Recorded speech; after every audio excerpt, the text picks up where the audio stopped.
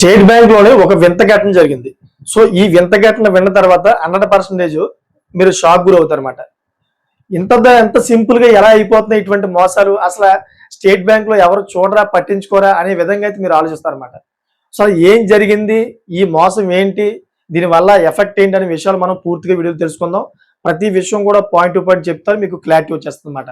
So ఏమైందంటే ఎప్పుడులాగే state bank అధికారులు ఒక కొత్త ఏటీఎంని నిర్మిద్దామని చెప్పేసి ఒక ప్రాంతంలోని వాళ్ళు ముందుగానే ఆ ఏటీఎం మిషన్ యొక్క ఏదైతే డబ్బులు ఉంటాయో ఒక 25 lakhs దాంట్లోకి పంపించినట్టయితే మొత్తం రికార్డులో రాసుకున్నారన్నమాట. సో దీంట్లోని ఎవరైతే ఈ డబ్బులు తీసుకెళ్ళడానికి ఒక స్టాఫ్ ఉంటుందో దాంట్లో ఒక వ్యక్తి ఆ 25 లక్షలని అధికారులు ఎస్బీఐ అధికారులకు తెలియకుండా అయితే దోసేశాడు. సో ఆ ఏదైతే ఏటీఎం నిర్మించారో ఆ ఏటీఎం దాంట్లోని మొత్తం డబ్బులన్నీ కూడా లెక్కలేసినప్పుడు 25 లక్షలు విత్ డ్రావల్ చేసినట్లయితే వచ్చిందన్నమాట.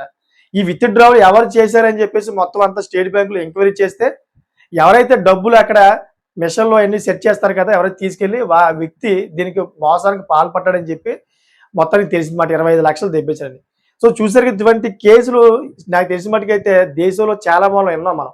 ఎంత సింపుల్గా వీళ్ళు ఎలాగా మోసం చేసేస్తున్నారు అర్థం అవట్లా. ఎందుకంటే చట్టం గురించి తెలియదేమో వీళ్ళకి, అలా కాకపోయినా కానీ టెక్నాలజీ గురించి తెలియదేమో. వీళ్ళు చేసిన దొంగతనం నాకు తెలిసిన మటుకైతే 24 గంటలు గడవక ముందే పోలీసులు పట్టేసుకుంటారు. ఎందుకంటే టెక్నాలజీ ఉంది, మీరు దొంగతనం చేసినా కానీ మిమ్మల్ని పట్టేసుకుంటారు. మీరు చట్టం గురించి మీకు తెలియదేమో. సో చాలా మంది ఇదంతా కూడా గుడ్డితనంగా దొంగతనాలు చేస్తా ఉన్నారు. ఇప్పుడు చూసారా స్టేట్ బ్యాంక్ లో ఇది ఒక వింత ఘటన అనుకోవాలి మనం, ఒక వింతగా అనిపిస్తుంది అన్నమాట. కనీస అవగాహన లేకుండా 25 లక్షలు అతను దొంగతనం చేశాడు. సో మొత్తం స్టేట్ బ్యాంక్ అధికారులంతా కూడా క్షుణ్ణంగా పరిశీలిస్తే ఈ మోసం జరిగింది, ఈ మోసం అంతా కూడా బయటపడింది.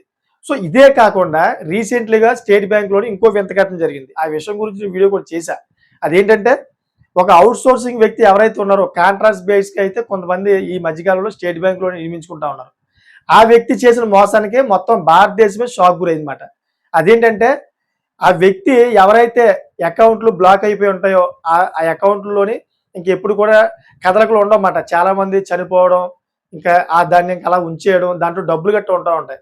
అటువంటి అన్ని కూడాను ఆ వ్యక్తి ఆ బ్యాంకులో ఉంటూ వాళ్ళ యొక్క కదలికలు ఏది బ్యాంక్ స్టాఫ్ యొక్క కదలికలు వాళ్ళ సాఫ్ట్వేర్లు అన్ని కూడా కొంచెం కొంచెం తెలుసుకొని ఆడు ఏం చేశాడంటే వాడి యొక్క ఫోన్ నెంబర్ ఏదైతే ఉందో ఆ ఫోన్ నెంబరు ఏదైతే కదలిక లేని ఏ బ్యాంక్ అకౌంట్ ఉందో ఆ బ్యాంక్ అకౌంట్లో వీడు నెంబర్ అటాచ్ చేసుకొని ఆ తర్వాత ఏదైతే స్టేట్ బ్యాంకు ఆన్లైన్ బ్యాంకింగ్ ఉంటుంది కదా, ఆన్లైన్ బ్యాంకింగ్ ఇతను మొబైల్లోని క్రియేట్ చేసుకొని ఏ అయితే అకౌంట్ లేని అకౌంట్ దీనికి లింకప్ చేసి అంటే ఆ అకౌంట్ మీదే ఇతను ఇంటర్నెట్ బ్యాంకింగ్ ఓపెన్ చేసి డబ్బులు వాళ్ళ స్నేహితులకి అదేవిధంగా వాళ్ళ బంధువులకి కొంచెం కొంచెం కొంచెం అయితే దగ్గరగా 2 కోట్ల దాకా తెప్పాడనమాట.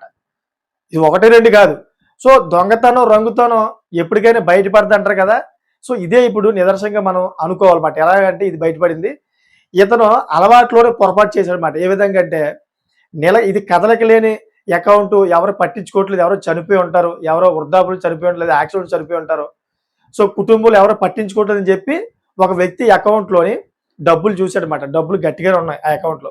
ఏదో విధంగా ఆ అకౌంట్లో డబ్బులు దెబ్బేద్దామని చెప్పేసి ఈ అవుట్ సోర్సింగ్ ఏదైతే ఎవరో ఉద్యోగం ఉన్నారో ఈ అవుట్ సోర్సింగ్ వ్యక్తి ఆ అకౌంట్లో ఉన్నటువంటి ఏదైతే ఫోన్ నెంబర్ ఉందో ఆ ఫోన్ నెంబరు ముందున్న ఫోన్ నెంబర్ మార్చేసి ఈ తిన్న నెంబర్ మాట లింక్అప్ చేసుకున్నాడు.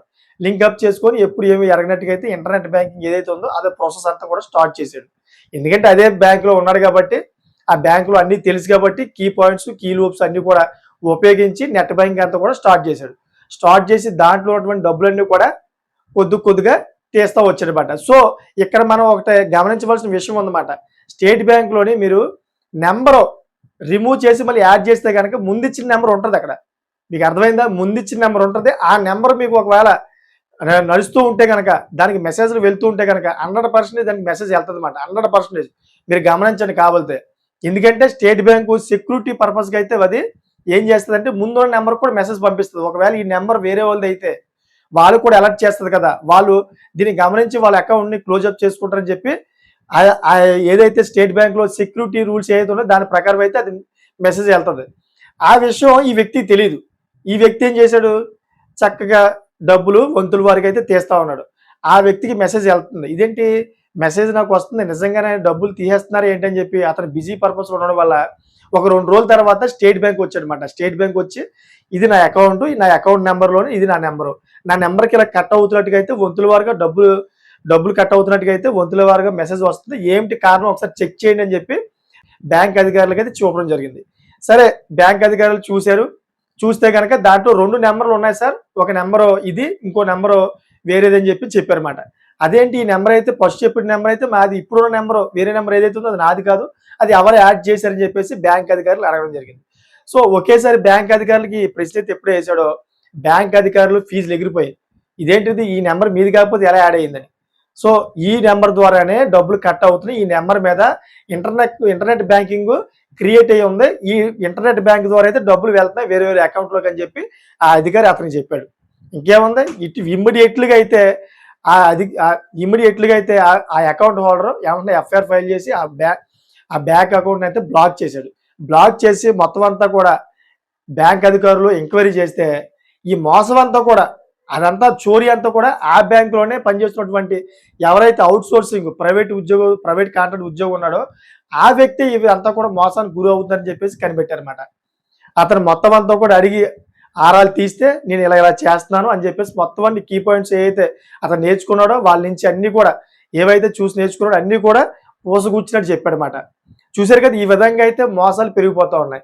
సో భారతదేశంలోని ఈ విధంగా మనం చూసుకుంటే కనుక కర్ణాటకలో కూడాను దారంటే వెళ్తున్న డబ్బులు తీసుకెళ్తా ఉన్నారన్నమాట. ఏది ఏటీఎంలో ఆర్బీఐ నుంచి బ్యాంక్కి తీసుకెళ్తామని చెప్పేసి ఒక 4-5 కోట్లు డబ్బులు తీసుకెళ్తా ఉంటే బెంగళూరులోని కాపలా కాసి మేము గవర్నమెంట్ అధికారులు మీ వెహికల్ చెక్ చేయాలని చెప్పేసి వాళ్ళు ఆపి ఆ వెహికల్తో ఉడాయించారు. మీకు గుర్తే ఉంటుంది అనమాట. నడి రోడ్డు మీద వెహికల్ని ఆపి వాళ్ళందరూ కూడా బంధించి బెదిరించి ఆ వెహికల్ తీసుకుని ఉడాయించారు. తర్వాత దొరికేశారు అనుకోండి. ఇదంతా కూడా ప్రజలకి నిజంగానో చట్టాల మీద అవగాహన ఉందో లేదో తెలియదు, కానీ చాలా మంది ఇటువంటి దారుణాలు ఒడిగడుతూ ఉన్నారన్నమాట. అసలు నిజంగా వీళ్ళకి చట్టాల మీద అవగాహన ఉందా లేదో తెలియట్లేదు నాకు. ఎందుకంటే మన భారతదేశంలో టెక్నాలజీ చాలా హై టెక్నాలజీ ఉంది, మీకు తెలియదేమో. చాలా హై టెక్నాలజీ. మీరు నిజంగా ఎక్కడో దాక్కున్నా కానీ, భారతదేశంలో ఎక్కడో ఎక్కడో అడవులోకి వెళ్ళి దాక్కున్నా కానీ మిమ్మల్ని సిగ్నల్ క్రాస్ చేసి మిమ్మల్ని పట్టుకుంటారు. ఏదో విధంగా పట్టుకుంటారు. మీరు అనుకుంటున్నారేమో మిమ్మల్ని పట్టుకోలేరేమో అని. రీసెంట్లీకి దీనికి ఎగ్జాంపుల్ ఇంకో విషయం చెప్తాను. ఏంటంటే ఏదైతే పూణేలో టీసీఎస్ ఏదైతే కంపెనీ ఉందో దాంట్లో మతానికి సంబంధించిన ఏదైతే మత మార్పులు జరుగుతాయని చెప్పేసి చాలా గందరగోళం జరిగింది. దాంట్లోని పోలీసు ఎఫ్ఐఆర్ అయింది. ఎవరైతే ముద్దాయిలు ఉన్నారో ఆ ముద్దాయిలు అందరూ కూడా పట్టుకుందని చెప్పేసి పోలీసులు అందరూ విస్తృతంగా నిధుతూ ఉన్నారు. దాంట్లో ప్రధానంగా ఒక మహిళ ఉందన్నమాట. ఆ మహిళే దీని అంతటి కారణం అని చెప్పేసి ఆవిని పట్టుకోవడానికి ఎన్నో ప్లాన్లు వేశారు. సో ఆవిడ ఎక్కడ కనిపించలా, ఒక 3-4 రోజులు కనిపించలా. నేను ఇంకా దొరకనేమో అని చెప్పి అనుకుంది. ఎక్కడో పాతబడిన బంగ్లా, ఆ బంగ్లా ఆ ఏరియాలో ఎవరు తిరగరన్నమాట. ఒక రకంగా చెప్పాలంటే ఆ ఏరియాలో ఎవరు తిరగరు, నిర్మానుష్యమైన ప్రదేశం అది. అక్కడి నుంచి చాలా మంది ప్రజలు వెళ్ళిపోయారు అన్నమాట. అక్కడ కమ్యూనికేషన్ సరిగ్గా లేదని చెప్పేసి పాతబడిన బంగ్లాలు ఎక్కువైపోయిన వదిలేసి వెళ్ళిపోయిన ప్రదేశం అది మహారాష్ట్రలో. సో అటువంటి ప్రదేశంలో ఆవిడ వెళ్ళి తలదాచుకుంది. ఒక ముసలాయన మాత్రం ఎప్పుడు కూడా అప్పుడప్పుడు అంటే దగ్గరగా 4-5 రోజులకి ఒకసారి ఆవిడకి ఫుడ్ గట్టి ఇచ్చి వెళ్ళి రావడం గట్టి చేసేవాడు. ఇదంతా కూడా పోలీసుకి ఎలా తెలిసింది అనుకున్నారు? మన భారతదేశంలో మీరు టెక్నాలజీ లేదనుకుంటున్నారా? తప్పు చేసిన వ్యక్తిని ఏదో విధంగా అయితే పోలీసులు పట్టుకుంటారు. ఎందుకంటే మన భారతదేశంలో అంత హై టెక్నాలజీ ఉంది, మీకు తెలియట్లా. అందుకే చెప్తున్నా, చట్టం మీద అవగాహన పెంచుకోండి. అవగాహన పెంచుకుంటేనే మీకు ఎటువంటి తప్పుడు ఆలోచన రాదు. సో ఆ విధంగా ఆ పిల్ల అక్కడ దాక్కున్నా కానీ టెక్నాలజీతో అయితే అమ్మాయిని పట్టేసుకున్నారు. ఈ టీసీఎస్ ఏదైతే మతమాటకు సంబంధించిన విషయాల్లో కీలకమైన ముద్దాయిగా అనిపించుకుందో ఆ అమ్మాయిని అయితే పట్టుకొని పోలీసులు పట్టుకెళ్ళిపోయారు. మీకు కావాలంటే గూగుల్లో సెర్చ్ చేసి చూడండి. సో బెంగళూరు విషయం గురించి కూడా చెప్పాం కదా, అది కూడా సెర్చ్ చేసి చూడండి. ఈ విధంగా అయితే భారతదేశంలోని బ్యాంకులు ఇటువంటి మోసాలు జరుగుతూ ఉన్నాయి. సో నేను ఒకటే చెప్తా ఉన్నాను, ప్రతి ఒక్కరు కూడా చాలా భద్రంగా ఉండండి.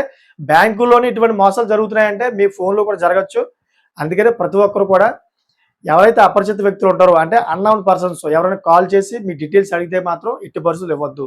తగు జాగ్రత్తగా ఉండండి. నాకు తెలిసిన మటుకైతే లేని పక్షంలోని పెద్ద బ్యాంకుల్లోనే దొంగతనాలు అయిపోతున్నాయి మీరంతా. సో అందుకని ప్రతి ఒక్కరు కూడా తగు జాగ్రత్తగా ఉంటారని కోరుకుంటా ఉన్నాను. దీని మీద మంచి కామెంట్ చేయండి. ఈ కామెంట్ ఎలా ఉండాలంటే ప్రతి ఒక్కరు కూడా తగు జాగ్రత్తలు తీసుకునే విధంగా ఉండాలన్నమాట. ఆ కామెంట్ చదవగానే అలర్ట్ అయిపోవాలి, ఆ విధంగా కామెంట్ చేయండి. సో చూసారు కదా, ఇటువంటి లేటెస్ట్ ఇన్ఫర్మేషన్ కోసం నా ఛానల్ సబ్స్క్రైబ్ చేసుకోండి. Thank for watching friends.